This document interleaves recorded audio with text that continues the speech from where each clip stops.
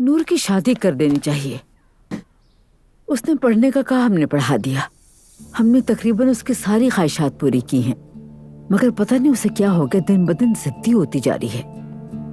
मैं कुछ कहना नहीं चाहती, मगर जब से दुआ ने इस घर में कदम रखा है, हर कोई बागी होता जा रहा है। मेरी बेटी किसी से मुतासिर नहीं होती। इसीलिए तो दुआ की खाला के साथ गैलरी घूम रही है। अल्लाह अल्लाह, अरे बेगम शौक है उसका। मैं भी तो यही कह रही हूँ, पहले इतने शौक नहीं थे, कुछ तो हुआ है उस लड़की को। आखिर तुम कहना क्या चाहती हो? मेरा मतलब यह है कि हमें नूर के लिए एक शरीफ, बाहया और दीनदार इंसान ढूंढना चाहिए। शादी कर देते हैं उसकी। हाँ, मगर नूर की भी पसंद शामिल होनी चाहिए, और वो मुसलसल इनकार किए जा रही है।